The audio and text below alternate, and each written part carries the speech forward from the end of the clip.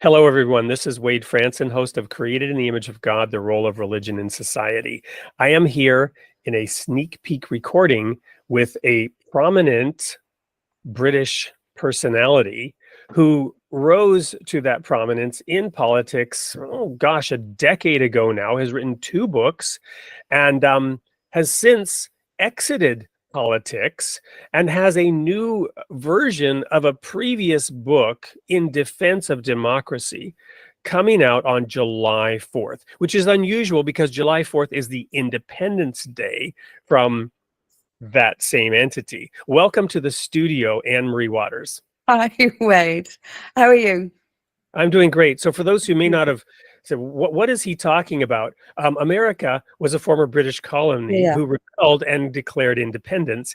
And you're publishing your book in defense of democracy, which you published in a hardback version November 2020 to coincide with the previous election. And here we are in the morning after. We're all hungover from that presidential debate last night between the two candidates, Donald Trump and Joe Biden, in which they didn't, either one, in my opinion, acquit themselves very well, rather slinging mud and childish taunts about who can drive a golf ball further, which is relevant given age and all that. But nonetheless, it was embarrassing and perhaps not the kind of leadership that we need. What are your thoughts about all this?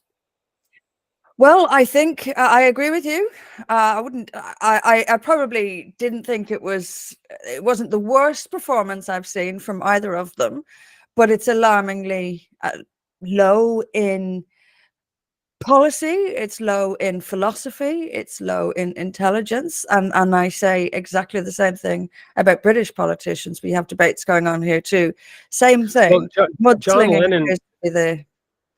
John Lennon famously said in his song Watching the Wheels Go Wrong, I no longer, he was criticized of no longer playing the game. You no longer play the game directly of British politics. You exited it, and you've declared you were invited to come speak at a major rally. You declined recently. So what's going on with you in your personal life? You're still writing. You're writing more now than ever. What's up with Anne Marie Waters these days? Well, like you say, I'm writing. I want to focus on that. I want to focus on that for some time. I've got some things, different things going on in my personal life. I'm doing some acting, which is something I've always wanted to do. I'm almost going through my bucket list. And I don't know if you use that phrase in America. A list of things you want to do before you die. Well, not that I have no plans to die anytime soon. But so I'm sort of doing some. I'm doing some theatre. I've always wanted to fly a plane. I have booked myself a flying lesson, although the weather hasn't allowed it to begin so far. So I'm looking after myself a little bit. I've got two elderly dogs. I want to spend a bit of time with them. Politics sends you traveling all the time. I don't want to be away from my dogs when they're old for too long. So I'm just doing me things, but I'm focusing a lot on writing, and I would like to become a much better writer, become a much more, develop my thoughts a lot more over the coming years, and sort of sit back and observe. I feel that my fate and my destiny are somehow in politics, but I don't think. I'm only 46. I've got some time. And I think I will. Based on current candidates, you've got at least 40 years, before you can run for. Well, you couldn't run for American president anyway, not being born here. I'm an underachiever myself, having been born in Canada. I knew I could never become president. Oh no. However, but what's the point? Why write? What do you hope to accomplish for the betterment of society or the world with your writing? I feel that I have, and I think over years, I seem to see things that a lot of people don't see. I see that communism is a hugely influential in the Western world, and I don't see anyone. And I could sit here all day and tell you why. Give you examples of how and why and where communism is rearing its head, but people don't seem to see it. I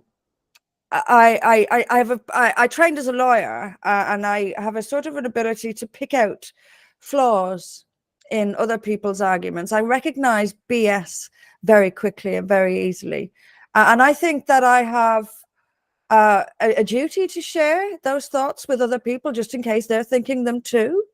And it's good for people to know that, it's good for us to express ourselves, but it's also good when someone else expresses what we're thinking. And I think I have a duty to share my thoughts with people, because there are people, I've no doubt, who think the same way that I do. And on a personal level, I would like to achieve. Of course I would. I'm a human being. I'd like to look back on my life and be proud of what I've done. So far I am. I'd like that to continue, and I'd like to verbalize my thoughts and to communicate them with people who feel the same way, and would feel less isolated by knowing that they're not alone in their thinking. I think that's really important. Many people don't speak up because they don't hear anyone else saying it. That's to the detriment of our democracy too. It evokes that wonderful child story, that wonderful parable, The Emperor's New Clothes. Mm-hmm. Mm-hmm. Thank you, Anne-Marie, for being Thank willing you. to point out what you see, share your perspective, and in that sense, encourage independent thinking and independent thought. That is one of the basic principles of the faith that I adhere to, the Baha'i faith, the independent investigation of truth. And with all the sharing of information that has gone on in the last decades, we do see the rise of information control and the massive efforts to spin that information and get people to believe what they're being told, to buy what other people are selling. Mm-hmm. Absolutely. That's very apt, actually, because it is a business. And the more the media gets us, the more the mainstream commercial media gets us to read, and the more frightened they make us, and the more outlandish the news, quote unquote, they tell us, the more we tune in. And the more money they make. And I think has largely, and the fact that there's 24-hour news now has largely impacted the quality and the accuracy of what is published. They're filling 24 hours, and they're filling a lot of it with nonsense. And it's having a very, very negative impact on us as individuals and on our society as a democracy. Yeah, it used to be that fact checking was valuable because there might have been 2 or 3 inaccuracies in a given, let's say, presidential debate, and those could then be talked about. But when there's just a flood of exaggerations and mischaracterizations and misrepresentations and overstatements and false equivalencies and double standards and just nonsense, where do you even begin to unpack that? Yeah, this is not the caliber of debate one would expect when the winner is the leader of the free world. That's frightening. That's frightening. Well, thank you. Thank you, Anne-Marie, for having written in defense of democracy and done so in 2020 before January 6th.